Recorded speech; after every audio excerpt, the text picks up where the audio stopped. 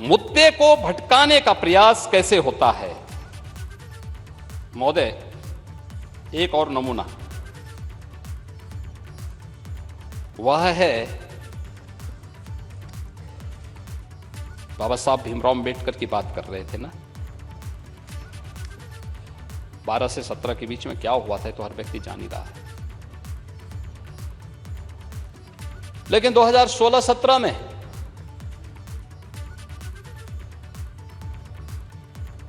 अनुसूचित जाति और जनजाति के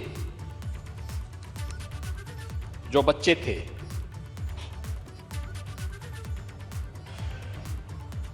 उस समय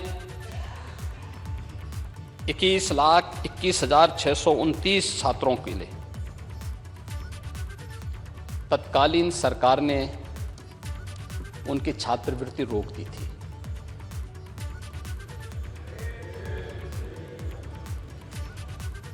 स्कॉलरशिप रोक दी थी। और जब हमारी सरकार आई मार्च 17 में, तो पिछली और उस वर्ष की स्कॉलरशिप फिर हमारी सरकार ने एक साथ देने का काम किया था। क्या गलती थी उन बच्चों की? इसमें तो भारत सरकार देती है पूरा पैसा।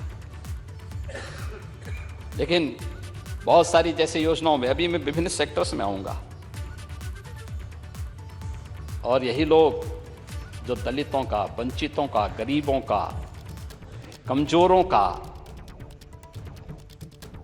निधि, गरीब, कमजोर, वंचित, पिछड़े, इन सबके हक पर पूरी तरह डकैती डालने का काम करते थे, वही जब कुछ नहीं चलता है तो फिर जाति जाति जाति ये सब चिल्लाने लगते हैं। महोदय, ये बड़ी विचित्र सी स्थिति है। कोई मुद्दा ना मिले तो उसी को फिर उठा करके और फिर समाज के ध्यान को हटाने का प्रयास होता है। विकास से के मुद्दे से, डेवलपमेंट के मुद्दे से, निवेश के मुद्दे से जनता के ध्यान को हटाने का प्रयास होता है। और यही तो हो रहा है, यही करने का प्रयास हुआ। महोदय, प्रदेश के अंदर वित्तीय प्रबंधन का और नमूना है, मैं देता हूं। 2016-17 में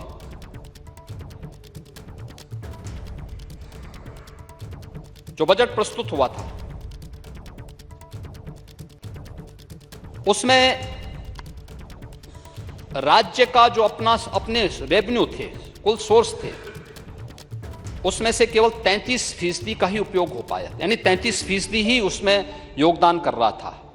और आज जब खन्ना जी बजट को प्रस्तुत करते हैं 22-23 में, इसका कंट्रीब्यूशन 44% है, 44% है। 16-17 में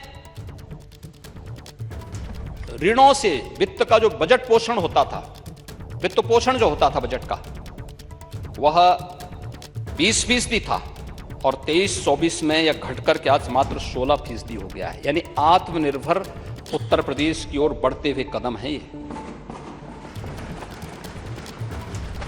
पूर्व के बजट,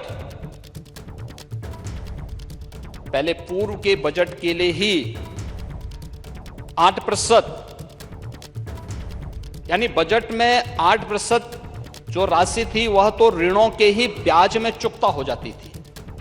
आज घटकर के लगभग 6.5% पर आया है। 22-23 में 6.5 पर आ गया है। इसको और कम करने का प्रयास हो रहा है। बजट का दायरा बढ़ा है, हम उसको कम करने का प्रयास कर रहे हैं।